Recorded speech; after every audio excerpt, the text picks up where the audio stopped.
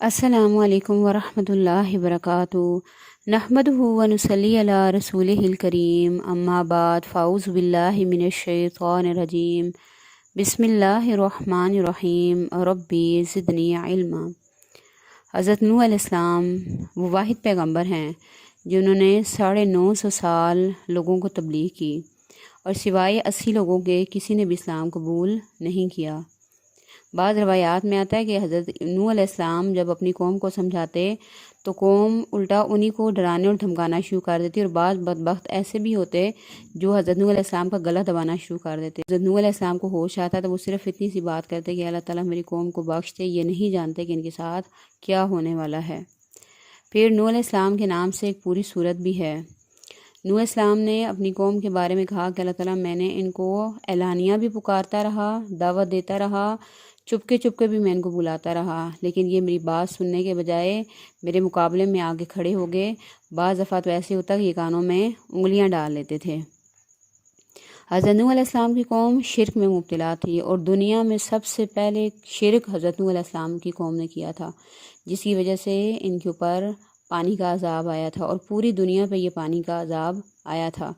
اور حضرت نوح علیہ السلام نے جو کشتی بنائی تھی اللہ تعالیٰ کے حکم پہ، تو اللہ تعالیٰ قرآن پاک میں فرماتے ہیں کہ ہماری نظروں کے سامنے کشتی بنا، اور کون سی چیز کہاں لگانی ہے، کیا کرنا ہے، پورا ڈیزائن یہ اللہ تعالیٰ نے خود حضرت نوح علیہ السلام کو بتایا تھا۔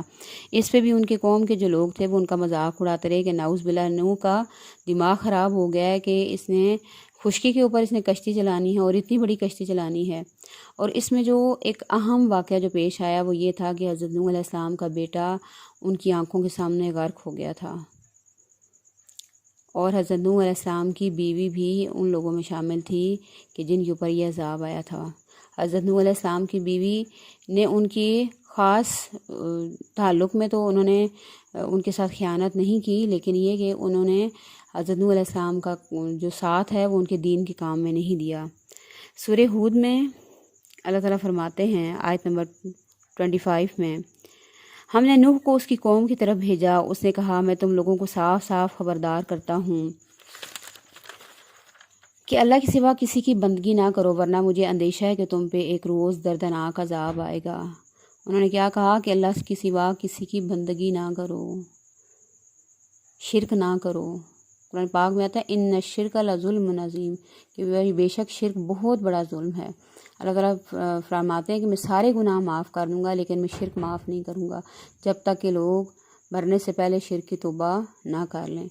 پھر حدیث میں آتا ہے کہ شرک کرنے والوں کے سروں کے اوپر سب سے پہلے دوزخ کی آگ ڈالی جائے گی، اور بعض روایات میں آتا ہے کہ جن کی وہ پوجا کرتے تھے انہی کو اللہ تعالیٰ ان کے ساتھ جہنم میں ڈال دیں گے، کہ یہ تو حیثیت ہی ان کی کوئی نہیں تھی کہ جن کو تم اللہ تعالیٰ کے ساتھ پوجتے رہے ہو۔ کیا کہا مجھے اندیشہ ہے کہ تم پہ ایک روز دردناک عذاب آئے گا، کیونکہ پیغمبر تھے اور پیغمبر کو پتہ ہوتا ہے کہ جو لوگ بات نہیں مانیں گے تو ان کے ساتھ کیا معاملہ ہوگا۔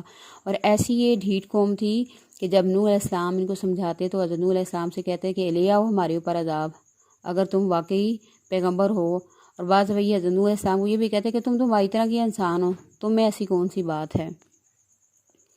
اور دنیا میں بھی دیکھیں کہ جو قوم جیسے ہندو ہیں وہ جب فوت ہوتے ہیں تو کیا ہوتا ہے، سب سے پہلے جو آگ ہوتی ہے ان کے ہونٹوں پہ رکھی جاتی ہے، منہ پہ رکھی جاتی ہے، کہ جس زبان سے ساری زندگی رام رام کیا تو دنیا میں بھی آگ اسی منہ کے اوپر سب سے پہلے رکھی جاتی ہے، اور پورا جسم جلا دیا جاتا ہے۔ اور پھر کیا ہوتا ہے کہ وہ بیٹا جس کو وہ منتوں سے مانگتا ہے وہی ہاتھ میں یا تو لوہے کا یا لکڑی کا ڈنڈا لے کے کھڑا ہوتا ہے، جب تک کھوپڑی نہ پھٹے انہوں نے وہاں سے جانا نہیں ہوتا، اور اگر ان کو جانے کی زیادہ جلدی ہو تو وہی بیٹا کیا کرتا ہے، اسی ڈنڈے سے ماں ہو یا باپ ہو ان کا سر پھاڑ دیتا ہے، اور یہ سارا معاملہ ہوتا ہے۔ یعنی جو شرک کرنے والے ہیں ان کی دنیا بھی صحیح کوئی نہیں ہے، دنیا اور آخرت دونوں خراب۔ اور جب آپ کبھی دیکھیں کہ کوئی جیسے مشرک فوت ہو رہا ہے، میں نے ایک دفعہ دیکھا تھا ایک ڈاکیومنٹری میں کہ لوگ اس کو گنگا کے پاس ہی لے کے بیٹھے ہوئے تھے، اور پاس ڈاکٹر بھی بیٹھا ہوا تھا، گھر والے بھی، تو ڈاکٹر نے پھر تصدیق کر دی کہ یہ شخص جو ہے فوت ہو گیا ہے۔ تو اسی حالت میں نہ اس کے گھر والوں نے اس کی ٹانگیں سیدھی کی، نہ اس کا خیال کیا، بس ایک کپڑے میں لپیٹ کے لے کے آئے پانی کے پاس، وہ جو گنگا والا پانی ہے اس کے منہ میں ڈالا، اسی طرح اس کو کپڑوں میں اور اسی طرح اس کی ٹانگیں ٹیڑھی ہوئی، انہوں نے اس کو جا کے لکڑیوں کے اوپر رکھ دیا، اور اپنی اپنی حیثیت کے مطابق اگر غریب ہوں تو مٹی کا تیل ڈالتے ہیں یا پیٹرول ڈالتے ہیں، یا اگر امیر ہوں تو دیسی گھی وغیرہ ڈال دیتے ہیں۔ فوراً اسی حالت میں انہوں نے کیا کیا، اس کو لکڑیوں کے اوپر رکھا جیسے جان چھڑانے والی بات ہے، اور ساتھ ہی انہوں نے اس کے منہ کے اوپر آگ رکھ کے اس کو سارا جلا دیا۔ تو اس وقت میں نے اللہ تعالیٰ کا اتنا شکر ادا کیا کہ الحمدللہ اللہ تعالیٰ ہم مسلمان گھروں میں پیدا ہوئے ہیں۔ اگر ان کی جگہ ہم اگر مسلمان گھروں کے بجائے یہاں پہ پیدا ہو جاتے تو ہم نے بھی وہی کچھ کرنا تھا جو ہمارے اباء و اجداد نے کرنا تھا۔ تو اس وقت جتنی شکر گزاری ہے یہ آپ سوچ بھی نہیں سکتے کہ الحمدللہ ہم مسلمان ہیں، اور ایک مسلمان کو باعزت طریقے سے نہلا دھلا کے صاف ستھرا کر کے اس کی نماز جنازہ پڑھا کے اس کو کندھوں پہ اٹھا کے لے جایا جاتا ہے، اور عزت کے ساتھ اس کو دفنایا جاتا ہے۔ آپ نے فرمایا کہ جو مرنے والا ہوتا ہے اس کو نرم ہاتھ لگایا کرو، کیونکہ جب روح انسان کے جسم سے نکلتی ہے تو انسان کا جسم نرم ہوا ہوا ہوتا ہے۔ تو اللہ کا شکر ادا کریں کہ اللہ تعالیٰ نے ہمیں مسلمان گھروں میں پیدا کیا ہے۔ بہرحال جواب میں اس کی قوم کے سرداروں جنہوں نے اس کی بات ماننے سے انکار کیا تھا بولے، ہماری نظر میں تو اس کے سوا کچھ نہیں ہو کہ بس ایک انسان ہو ہم جیسے، اور ہم دیکھ رہے ہیں کہ ہماری قوم میں سے بس ان لوگوں نے جو ہمارے ہاں اراذل تھے بے سوچے سمجھے تمہاری پیروی اختیار کر لی ہے۔ ہمیشہ حق پہ آپ کو ایک تو تھوڑے لوگ ملیں گے، دوسرا غریب لوگ آپ کو ملیں گے۔ اللہ کے رسول کی بھی جن لوگوں نے پیروی کی تھی وہ زیادہ امیر نہیں تھے، حضرت بلال کو دیکھ لیں، حضرت عمار بن یاسر کو دیکھ لیں، یعنی جو غریب اور جو غلام تھے انہوں نے سب سے پہلے اس چیز کو قبول کیا تھا۔ تو یہ لوگ بھی ان کو کہہ رہے ہیں جو ہمارے یہاں کمینے ہیں انہوں نے تمہاری بات جو ہے وہ مانی ہے۔ تو کیا کہتے ہیں، اور ہم کوئی چیز بھی ایسے نہیں پاتے جس میں تم لوگ ہم سے کچھ بڑے ہوئے ہو، یعنی پیسے کے لحاظ سے تو تم ہمارے برابر کے تو ہو ہی نہیں ہو، بلکہ ہم تو تمہیں جھوٹا سمجھتے ہیں۔ اس نے کہا، اے برادرانی قوم، ذرا سوچو تو صحیح، اگر میں اپنی رب کی طرف سے کھلی شہادت پر قائم تھا، پھر اس نے مجھے اپنی طرف سے خاص رحمت سے بھی نواز دیا، مراد اس سے نبوت سے، مگر وہ تم کو نظر نہیں آتی، تو آخر ہمارے پاس کیا ذریعہ ہے کہ تم ماننا نہ چاہو اور ہم زبردستی تمہارے سار اس کو لگا دیں۔ یعنی پیغمبروں کا کام بھی کیا ہے، صرف پہنچا دینے کی ذمہ داری ہے، زبردستی عمل ہم کسی سے نہیں کروا سکتے۔ وما علینا الا البلاغ، اور جتنی تاثیر ایک پیغمبر کی زبان میں ہو سکتی ہے اس جیسی تاثیر اور دنیا کی کسی شخص کی زبان میں نہیں ہے، اور وہ ایسے بدبخت تھے کہ جنہوں نے نبی کی بات کو بھی نہیں مانا۔ آخر ہمارے پاس کیا ذریعہ ہے کہ ہم تمہیں بتانا چاہیں اور زبردستی اس کو تمہارے سار لگا دیں۔ اے برادران قوم، میں اس کام پر تم سے کوئی مال نہیں مانگتا، یعنی مجھے تو تمہاری غرض ہی کوئی نہیں ہے، مجھے تو ضرورت ہی نہیں ہے کہ میں تم سے پیسہ مانگوں، یا تمہاری جو ٹھاڑ بھاٹ ہے اس میں سے مجھے کچھ حصہ چاہیے کہ میں تمہیں سمجھانے پہ لگا ہوں۔ آج بھی دیکھ لیں کہ جو قرآن پاک پڑھانے والے ہوتے ہیں ان کی تنخواہیں سب سے کم ہوتی ہیں، جو اسلامیات کا ٹیچر ہوتا ہے اس کی تنخواہ سب سے کم ہوتی ہے۔ انگلش کی ٹیوشن رکھوانی ہو تو لوگ ہزاروں دے ڈالتے ہیں، اور اسلامیات کی ٹیوشن تو رکھوائی نہیں جاتی، کہ یہ تو ایسا ہے کہ ہم تو پیدائشی مسلمان ہیں، ہمیں کیا ضرورت ہے اس کو کروانے کی۔ آپ ایک ڈاکٹر کی یا ایک انجینئر کی تنخواہ کا اندازہ لگا لیں، اور ایک امام مسجد جس کی 5,000 یا 7,000 اس دور میں بھی تنخواہ ہے، تو مجھے یہ بتائیں کہ وہ کیسے پھر گزارا کرتا ہے، جس کے اوپر یہ ذمہ داری ہے کہ 5 وقت اس نے اذان بھی دینی ہے، 5 وقت کی اس نے جماعت بھی کروانی ہے، اور اس نے کوئی دوسرا کام نہیں کرنا۔ تو 5,000 میں یا 7,000 میں کہاں گزارا ہوتا ہے؟ جو درسوں میں پڑھانے والی خواتین ہیں ان کی تنخواہ کتنی ہوتی ہے؟ ابھی بھی میرا اپنا ذاتی تجربہ ہے 2,000 3,000، حالانکہ دیکھ لیں کہ 2-3 ہزار میں آج کل جوتا بھی نہیں آ رہا، 200 بچوں کو پڑھایا جا رہا ہے، لیکن پھر بھی کہتے ہیں اگر ڈیمانڈ کر بھی دی جائے کہ تنخواہ بڑھا دی جائے تو آگے سے پھر وہ کہتے ہیں کہ نہیں، آپ کو کیا ضرورت ہے، اللہ کے اوپر توکل کریں۔ تو بہرحال انہوں نے یہ کہا کہ میں اس پہ تم سے کوئی مال نہیں مانگتا، میرا اجر تو اللہ کے ذمہ ہے۔ جو قرآن پاک پڑھانے والے ہوتے ہیں ان کا اجر دنیا میں واقعی کوئی نہیں دے سکتا، ان کا اجر تو صرف اللہ تعالیٰ کے ذمہ ہے۔ کہ وہ بغیر کسی غرض کے، بغیر کسی لالچ کے بچوں کو یہ صرف سوچ کے پڑھاتے ہیں کہ یہ بچے جب ہم دنیا سے چلے جائیں گے ہمارے لیے، ہمارے والدین اور ہمارے استادوں کے لیے نیک صدقہ جاری ہوں گے۔ اس کے علاوہ کوئی غرض نہیں ہوتی پڑھانے کی کہ یہ لوگ ہمارے لیے صدقہ جاریہ بنیں گے۔ اور میں ان لوگوں کو دھکے دینے سے بھی رہا جنہوں نے میری بات مانی ہے، اور آپ ہی اپنے رب کے حضور جانے والے ہیں، مگر میں دیکھتا ہوں کہ تم لوگ جہالت برت رہے ہو، اور اے قوم اگر میں ان لوگوں کو دھتکار دوں تو اللہ کی پکڑ سے مجھے کون بچائے گا۔ جو اللہ والے ہوتے ہیں، جو دین کی طرف آنے والے ہوتے ہیں، انہیں معمولی نہ سمجھا کریں، وہ کوئی عام لوگ نہیں ہوتے، وہ اللہ والے ہوتے ہیں، وہ اللہ کے خاص بندے ہوتے ہیں۔ اور تم لوگوں کی سمجھ میں کیا اتنی بات میں نہیں آتی، اور میں نے تم سے یہ نہیں کہتا کہ میرے پاس اللہ کے خزانے ہیں، اور نہ یہ کہتا ہوں کہ میں غیب کا علم رکھتا ہوں۔ یعنی دنیا میں انسان کس چیز سے متاثر ہوتا ہے؟ مال سے، دولت سے، حسن سے، مرتبے سے، اسٹیٹس سے انسان متاثر ہوتا ہے۔ تو یہ چیزیں ان کے پاس نہیں تھی۔ جیسے اللہ کے رسول کو بھی لوگ کہتے ہیں نا کہ اگر تم واقعی پیغمبر ہو تو آسمان سے تمہارے لیے ایک سونے کا گھر کیوں نہیں آ جاتا، تمہارے لیے نہریں کیوں نہیں آ جاتی، یہ سارا کچھ کیوں نہیں ہو جاتا۔ اگر واقعی اللہ کے لیے کچھ مشکل نہیں، اگر پیغمبر دعا کر بھی دیتے تو ان کی بات مان لی جاتی، لیکن اللہ کے رسول کو بھی پتہ تھا کہ اگر یہ معجزہ یعنی جو بات یہ کہہ رہے ہیں اگر میں نے ان کی پوری کر دی اور اس کے بعد بھی اگر انہوں نے نہ مانا تو ان کے اوپر عذاب آئے گا۔ تو کیا کہتے ہیں کہ میں نہیں کہتا کہ میرے پاس خزانے ہیں، نہ یہ میں کہتا ہوں کہ میں غیب کا علم رکھتا ہوں۔ صرف پیغمبروں کو اتنا ہی غیب کا علم ہوتا ہے جو اللہ تعالیٰ نے حضرت جبرائیل علیہ السلام کے ذریعے ان تک پہنچانا ہوتا ہے۔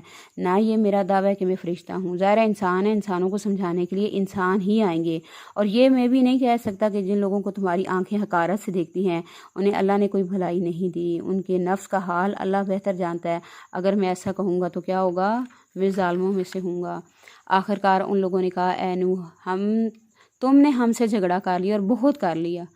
یعنی خود حضرت نوح علیہ السلام سے بحث کر رہے ہیں، جھگڑ رہے ہیں، اور پھر کیا کہتے ہیں حضرت نوح علیہ السلام کے اوپر ہی روب ڈال رہے ہیں، انہی کو بلیم کر رہے ہیں کہ تم نے ہم سے بہت جھگڑا کر لیا، اب تو بس وہ عذاب لے آؤ جس کی تم ہمیں دھمکی دیتے ہو اگر تم سچے ہو۔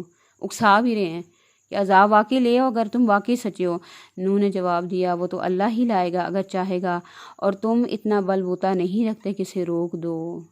جب اللہ کی طرف سے آتی ہے تو انسان کتنا ہی کیوں نہ ہو ذہین ہو، یا کتنی ٹیکنالوجی رکھنے والا کوئی ملک کیوں نہ ہو، اس کا مقابلہ نہیں کر سکتے۔ سونامی جب آیا تھا، یا مجھے یہ بتائیں ترقی یافتہ قوموں کے پاس ایسی کون سی چیز تھی کہ وہ سیلاب کو روک سکتے؟ یا برف کا جب طوفان آتا ہے، یا آگ جب لگ جاتی ہے تو کتنے وسائل استعمال کرتے ہیں، لیکن وہ اس چیز پہ قابو نہیں پا سکتے۔ یا ٹورنیڈو وغیرہ اگر آ جاتے ہیں، اللہ کی طرف سے کوئی بھی عذاب آ جائے تو انسان یا کوئی بھی ٹیکنالوجی اللہ تعالیٰ کے عذاب کا مقابلہ نہیں کر سکتی۔ تو کیا کہا کہ اگر میں تمہاری کچھ خیر خواہی کرنا بھی چاہوں تو میری خیر خواہی تمہیں کوئی فائدہ نہیں دے سکتی، کیونکہ تم میری بات ہی نہیں مان رہے ہو۔ پیسہ کا گھمنڈ، پیسے کا تکبر تمہیں اتنا ہے، جبکہ اللہ ہی نے تمہیں بھٹکا دینے کا ارادہ کر لیا۔ اللہ نے بھٹکا دینے کا ارادہ نہیں کر لیا ہوتا، لیکن یہ کہ جب انسان خود ہی نہ مانے تو پھر اللہ زبردستی کسی کو پکڑ کے دین کی طرف نہیں لاتا۔ وہی تمہارا رب ہے، اسی کی طرف تمہیں پلٹ کر جانا ہے۔ دیکھیں پھر ان کو اپنائیت دلا رہے ہیں کہ کیا ہے، اللہ ہی تمہارا رب ہے۔ اے نبی کیا یہ لوگ کہتے ہیں کہ اس شخص نے یہ سب کچھ خود گھڑ لیا؟ ان سے کہو اگر میں نے یہ خود گھڑا ہے تو مجھ پر اپنے جرم کی ذمہ داری ہے، اور جو جرم تم کر رہے ہو اس کی ذمہ داری سے میں بری ذمہ ہوں، میں اس میں تمہارا ساتھ نہیں دوں گا۔ نوح پر وحی کی گئی کہ تمہاری قوم میں سے جو لوگ ایمان لا چکے ہیں بس وہ لا چکے ہیں، اب کوئی ماننے والا نہیں ہے، ان کی کرتوتوں پر غم کھانا چھوڑ دو، کیونکہ پیغمبر کو پتہ ہے کہ ان کے ساتھ کیا معاملہ ہونے والا ہے، یہ کہاں جانے والے ہیں، اور ہماری نگرانی میں وحی کے مطابق ایک کشتی بنانی شروع کر دو۔ حضرت نوح علیہ السلام نے کشتی اللہ تعالیٰ کے حکم کے مطابق بنائی تھی۔ اور دیکھو جن لوگوں نے ظلم کیا ان کے حق میں مجھ سے کوئی سفارش نہ کرنا۔ ظاہر ہے جب قوم آنکھوں کے سامنے ڈوب رہی تھی تو کیا ہوا کہ دل میں نرمی بھی آئے گی، لیکن کیا کہا کہ مجھ سے سفارش نہ کرنا۔ یہ سارے کے سارے اب ڈوبنے والے ہیں، سارے کے سارے۔ نوح کشتی بنا رہا تھا اور اس کی قوم کے سرداروں میں سے جو کوئی ان کے پاس سے گزرتا وہ ان کا مذاق اڑاتا۔ تکبر کی علامت ہے کہ ہم کسی کا مذاق اڑائیں، کیونکہ ہم جس کو ہلکا سمجھتے ہیں اسی کا مذاق اڑانا شروع کرتے ہیں۔ لوگوں نے پیغمبروں تک کا مذاق اڑایا تو پھر ہم دین والے کس زمرے میں آتے ہیں کہ اگر ہمارا مذاق اڑایا جائے، دین والوں کا مذاق اڑایا جاتا ہے کہ ان کا تو کام ہی بس ڈرانا ہے۔ اللہ رسول کی بات کے علاوہ یہ کوئی بات نہیں کرتے، نمازوں کے علاوہ تو ان کو کام ہی کوئی نہیں ہے، ملا کی دوڑ مسجد تک ہے۔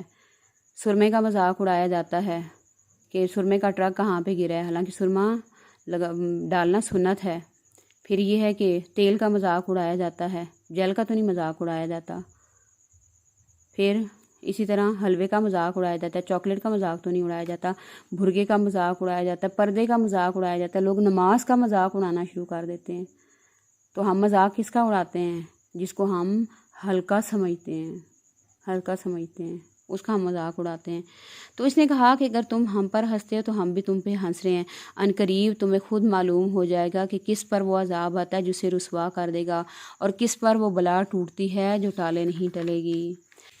یہاں تک کہ جب ہمارا حکم آ گیا اور تنور ابل پڑا تو ہم نے کہا ہر قسم کے جانوروں کا ایک ایک جوڑا کشتی میں رکھ لو، اپنے گھر والوں میں کو بھی، سوائے ان اشخاص کے جن کی نشاندہی پہلے ہو چکی ہے۔ آسمان سے بھی پانی برسنا شروع ہو گیا اور زمین بھی تندوروں کی شکل میں پانی اگلنا شروع ہو گئی۔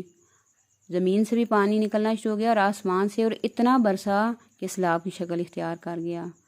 حضرت نوح علیہ السلام نے دن رات اپنی قوم کو سمجھایا تھا، لیکن قوم کو سمجھ ہی نہیں آئی۔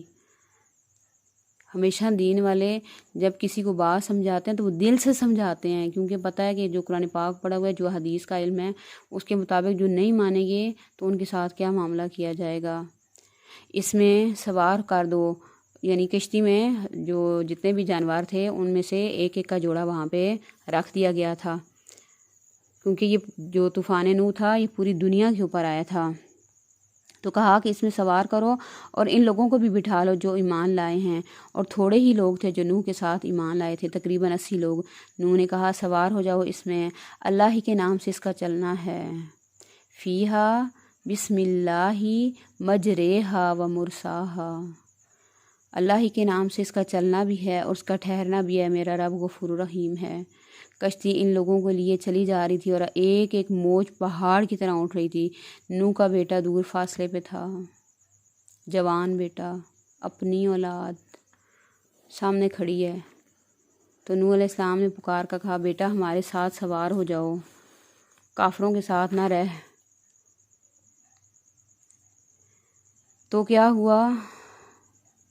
اس نے پلٹ کر جواب دیا میں ابھی ایک پہاڑ پر چڑھ جاتا ہوں جو مجھے پانی سے بچا لے گا۔ نوح نے کہا آج کوئی چیز اللہ کے حکم سے بچانے والی نہیں سوائے اس کے کہ اللہ ہی کسی پر رحم فرمائے۔ اتنے میں ایک موج دونوں کے درمیان حائل ہوگی اور وہ بھی ڈوبنے والوں میں شامل ہو گیا۔ آپ سوچ سکتے ہیں کہ ایک باپ اس کے سامنے اس کا جوان بیٹا ڈوب جائے، اس باپ کی کیا حالت ہوگی۔ کہا جاتا ہے کہ بیٹے کی محبت غلط لوگوں کے ساتھ تھی، وہ باپ کے بجائے اپنے دوستوں کی بات مانتا تھا، اس کی صحبت غلط تھی، باپ کے بجائے دوستوں کو آگے رکھتا تھا۔ جب ہم اپنے والدین کی بات نہیں مانیں گے، اپنے دوستوں کی بات مانیں گے تو کیا کریں گے؟ غلط دوست ہمیشہ انسان کو ڈبو دیتے ہیں۔ ماں باپ اپنی پوری زندگی کا تجربہ بچوں کے اوپر لگاتے ہیں کہ یہ کام کرنا ہے اور یہ کام نہیں کرنا، اور اولاد یہ سمجھتی ہے کہ ہم بھی بڑے سیانے ہیں، ماں باپ کو کیا پتہ کہ کیا صحیح ہے اور کیا غلط ہے۔ اور دوستوں کے بارے میں بہت زیادہ کانشیس ہو جائیں کہ دوستیاں کن کے ساتھ ہیں ہمارے بچوں کی، کیا وہ ہمارے بچوں کی دنیا خراب کریں یا ہمارے بچوں کی آخرت خراب کر رہے ہیں۔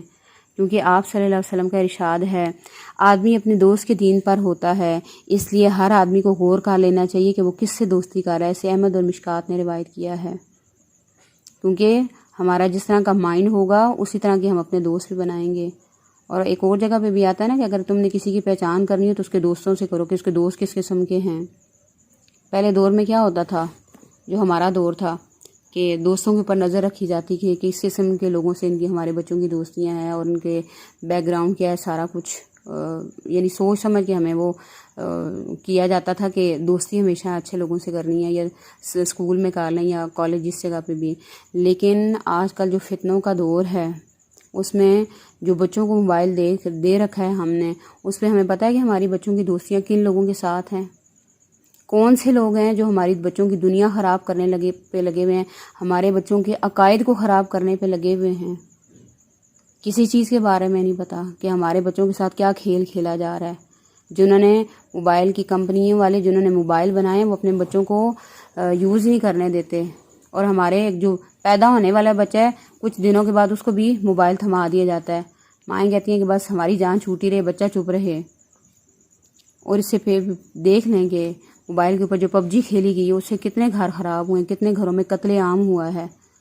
پھر یہ کہ لڑکیوں نے جو سوشل میڈیا پہ لڑکوں سے دوستی کی تو کیا ہوا، گھر سے بھاگ گئیں، اپنی زندگیاں انہوں نے خراب کر لیں۔ اور آج کل ہماری جو نوجوان نسل ہے وہ BTS ایک بینڈ ہے، اس کے دیوانے ہوئے ہیں، کیا لڑکیاں اور کیا لڑکے۔ آپ کو پتہ ہے کہ ان کا بیک گراؤنڈ کیا ہے، وہ کس قسم کے لوگ ہیں؟ وہ شیطانی کارندے ہیں، اور انہی کے پیچھے ہماری نوجوان نسل اپنا سٹائل بھی چینج کرنے پہ لگی ہوئی ہے۔ اور آج جو ہماری نوجوان نسل ہے وہ کیا کر رہی ہے، وہ پڑھائی سے لڑکوں نے تو اسکول چھوڑ دیے ہیں، وہ کیا کہتے ہیں کہ ہم نے کسی شاپ پہ کام کرنا ہے، ہم نے وہاں سے جو ہمیں تنخواہ ملے گی ہم نے کمیٹی ڈالنی ہے، پھر ہم نے ٹچ موبائل لینا ہے۔ آپ کا کیا خیال ہے کہ بچے جب ٹچ موبائل لیں گے، اس کے اوپر انہوں نے مولانا طارق جمیل صاحب کے بیانات ریکارڈ کرنے ہیں، ڈاکٹر اسرار احمد کے کرنے ہیں، یا کسی بھی عالم، کوئی بھی عالم ہے جس کے انہوں نے بیانات اس پہ ریکارڈ کرنے ہیں، یا لڑکیاں تو کیا انہوں نے ڈاکٹر فرد ہاشمی یا ڈاکٹر نگہت ہاشمی کے انہوں نے اس کے اوپر بیان سارے ریکارڈ کرنے ہیں۔ جو کچھ انہوں نے بیچ میں دیکھنا ہے اس کے اوپر بھی انہوں نے لاک لگا دینا ہے کہ ماں کو بھی پتہ نہ چلے کہ ہمارا لاک ہے اور ہم کیا دیکھ رہے ہیں۔ یہ ایسا نشہ ہے کہ جو آج ہماری پوری قوم کے اوپر سوار ہو چکا ہے، اور کون کون سے لوگ ہمارے بچوں کو کس کس طرح گمراہ کر رہے ہیں ہم سوچ بھی نہیں سکتے۔ بس بچوں کو موبائل دیا وہ جو مرضی ہے جو ہے وہ دیکھتے رہیں۔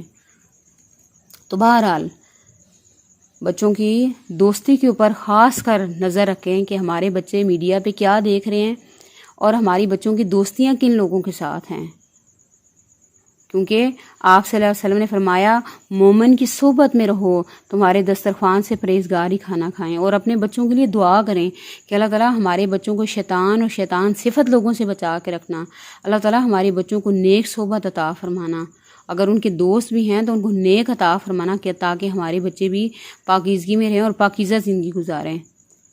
پھر آپ صلی اللہ علیہ وسلم نے فرمایا اچھے اور برے دوست کی مثال خوشبو بیچنے والی اور بھٹی دھونکنے والے کی طرح، لوہار کی طرح ہے۔ اور خوشبو بیچنے والے کے پاس اگر کوئی کھڑا ہوگا، خوشبو یا تو خریدے گا، اگر خریدے گا نہیں اس کے پاس بھی کھڑا ہوگا تو اسے خوشبو آنا شروع ہو جائے گی۔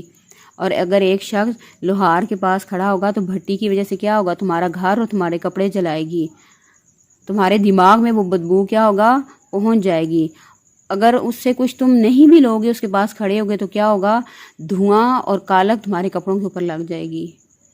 یہ دوستی کی مثال اللہ کے رسول نے دی ہے کہ جو اچھے دوست ہوتے ہیں وہ خوشبو بیچنے والے کی طرح ہوتے ہیں کہ کچھ نہ بھی دیں تو پھر بھی اثر اچھا ہی ان کے اوپر سے آتا ہے، اور جو برے دوست ہوتے ہیں اگر ہم سے ان سے کچھ نہ بھی سیکھیں تب بھی کیا ہوتا ہے، وہ کوئی نہ کوئی اپنا داغ دھبا انسان کے اوپر لگا دیتے ہیں۔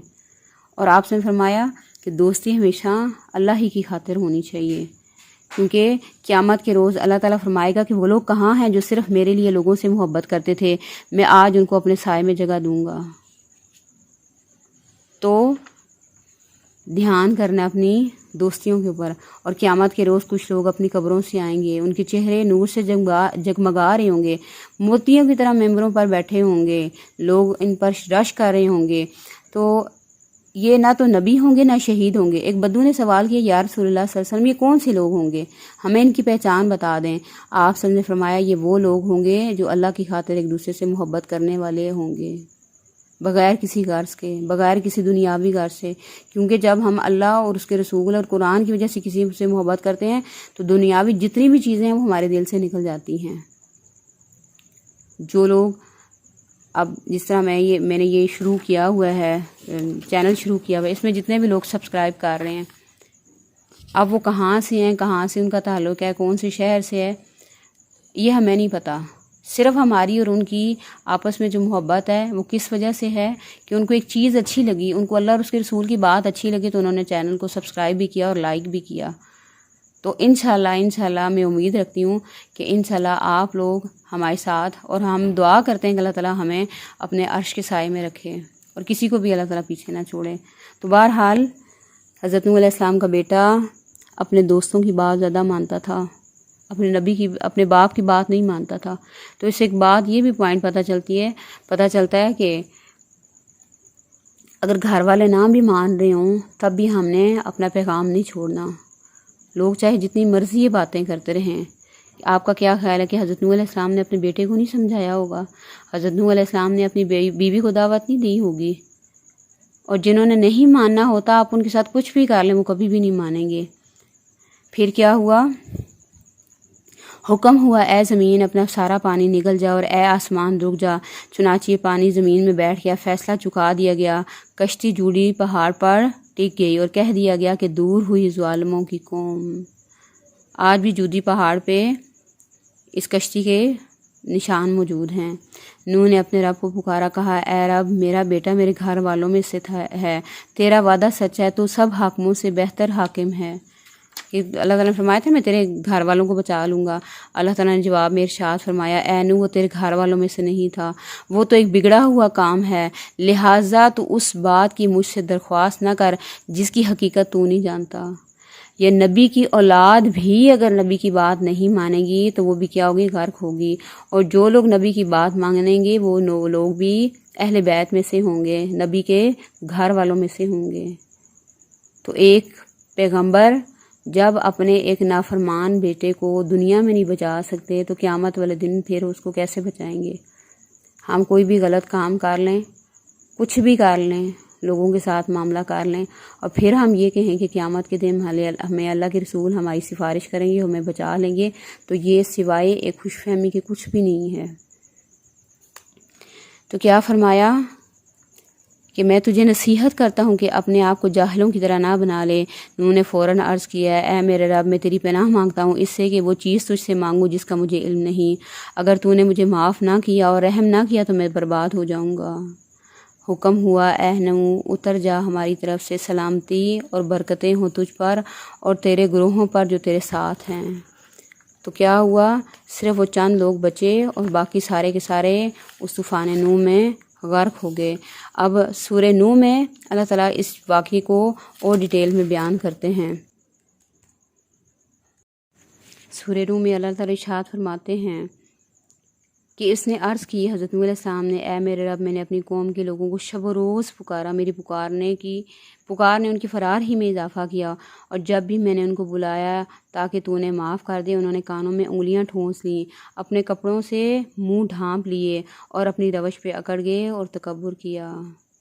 تکبر انسان کو لے ڈوبنے والی چیز ہے، اور جو لوگ تکبر کرتے ہیں حسن کے اوپر کر لیں، پیسے کے اوپر کر لیں، اولاد کے اوپر کر لیں، جوانی کے اوپر کر لیں، کسی بھی چیز کے اوپر جب انسان تکبر کرتا ہے تو اللہ تعالیٰ اس کو مٹا کے رکھ دیتا ہے۔ قیامت کے دن کے بارے میں آتا ہے کہ جو لوگ دنیا میں تکبر کریں گے، خود کو بڑا سمجھیں گے اور لوگوں کو حقیر سمجھیں گے، قیامت کے دن وہ لوگ چیونٹیوں کی شکل میں آئیں گے۔ پھر میں نے ان کو ہانکے پکارے دعوت دی، پھر میں نے اعلانیہ بھی ان کو تبلیغ کی اور چپکے چپکے بھی سمجھایا، پیار سے بھی سمجھایا، آرام سے بھی سمجھایا، انفرادی طور پہ بھی سمجھایا اور اجتماعی طور پہ بھی سمجھایا۔ میں نے کہا اپنے رب سے معافی مانگو، بے شک وہ بڑا معاف کرنے والا ہے۔ دنیا میں انسان شرک کی معافی مانگ لے گا تو اللہ معاف کر دے گا، لیکن مرتے ہوئے جب انسان موت کے فرشتے دیکھ لیتا ہے پھر اسلام قبول نہیں ہو سکتا، کیونکہ فرعون کے بارے میں بھی آتا ہے نا کہ جب اس نے موت کے فرشتوں کو دیکھ لیا تو اس وقت اس نے اسلام قبول کر لیا تھا۔ سورہ یونس میں آتا ہے، بار بار فرشتے اس کا منہ کیچڑ میں ڈال دیتے کہ اب تو ایمان لایا ہے، موت کے فرشتوں کو دیکھتے ساتھ ہی۔ تو کیا ہوا؟ وہ تم پر کہا کہ اگر تم اپنے رب کی بات مانو گے تو وہ کیا کرے گا؟ تم پہ خوب بارشیں برسائے گا۔ نوح نے کہا میرے رب انہوں نے میری بات رد کر دی، ان رئیسوں کی پیروی کی جو مال اور اولاد پا کر زیادہ نامراد ہو گئے۔ انسان کو دنیا میں تکبر اور بڑا پن کس وقت آتا ہے؟ جب انسان کے پاس مال ہو اور جب انسان کے پاس بیٹے ہوں اور جوانی بھی ہو۔ ان لوگوں نے بڑا بھاری مکر کا جال پھیلا رکھا ہے، انہیں ہرگز نہ چھوڑ اپنے معبودوں کو اور نہ چھوڑو ود کو، یہ ان کے جو حضرت نوح علیہ السلام کی قوم تھے ان کے یہ بت تھے، ود، سوا، یعوس، یعوق اور نصر۔ تو کیا کہا؟ انہوں نے بہت سے لوگوں کو گمراہ کیا، اگر تو بھی ان ظالموں کو گمراہی کے سوا کسی چیز میں ترقی نہ دے۔ کہ اللہ کے سوا انسان اور چیزوں کو رب کا شریک ٹھہرا دے، خواہ وہ انسانوں میں سے بت ہوں یا خواہ وہ لکڑی یا پتھر کے بت ہوں یا انسان کے نفس کا بت ہو، اللہ شرک کسی صورت میں بھی معاف نہیں کرے گا۔ ہم مسلمان اپنے آپ کو مسلمان کہتے ہیں، ہم نبی کا کلمہ پڑھنے والے، ہم نے بھی بت بنائے ہوئے ہیں، ہم بھی شرک میں مسلمان آج آگے بڑھ چکے ہیں کہ شرک بھی کر رہے ہیں اور پھر بھی کہتے ہیں کہ ہم مسلمان ہیں۔ کہیں پہ پیر ٹریکٹر شاہ ہے، کہیں پہ اب ایسے ایسے لوگوں نے چیزیں رکھی ہیں کہ انسان کو نام لیتے بھی شرم آتی ہے۔ کہیں پہ شلواروں والی سرکار ہے کہ جہاں پہ لوگ منت مانتے ہیں تو اپنی شلوار وہاں پہ لٹکا کے آ جاتے ہیں کہ ہماری منت پوری ہو جائے۔ کہیں پہ دلہن والی سرکار ہے کہ سندھ والی سائڈ پہ ہے وہ شخص کہ پورا وہ داڑھی اس نے رکھی ہوئی ہے، پوری وہ دلہن کی طرح تیار ہوتا ہے، رات کو 12 بجے نکلتے ہیں اور جن کی شادیاں نہیں ہو رہی تھیں وہ سے دعائیں کروا رہے ہوتے ہیں۔ کتنا بڑا شرک ہے۔ کہیں پہ پیر ٹریکٹر شاہ ہے، لوگ ٹریکٹر کے اوپر کپڑے وغیرہ باندھ کے آتے ہیں کہ ہماری جو ہے وہ دعائیں قبول ہو جائیں۔ اب تو کہتے ہیں کہ جو لوگ جن کے ویوز نہیں آ رہے ہوتے اور جن کے سبسکرائبر نہیں بڑھ رہے ہوتے، آپ وہاں پہ جائیں، آپ وہاں پہ جا کے منت مانگیں گے تو آپ کے یہ سارے کام ہونا شروع ہو جائیں گے، اور لوگ جہالت میں یہ کام کر رہے ہیں۔ کہیں پہ کاواں والی سرکار ہے، کہیں پہ کچھ ہے اور کہیں پہ کچھ ہے۔ اتنا شرک ہو رہا ہے، لیکن یہ شرک اللہ معاف نہیں کرے گا۔ تو اللہ تعالیٰ سے دعا ہے کہ اللہ تعالیٰ ہمیں ہر طرح کی شرک سے اللہ تعالیٰ بچا لے، اور مرنے سے پہلے جو لوگ شرک کر رہے ہیں اللہ تعالیٰ ان کو توبہ کی توفیق عطا فرما دے۔ وآخر دعوانا ان الحمد للہ رب العالمین۔ السلام علیکم ورحمۃ اللہ وبرکاتہ۔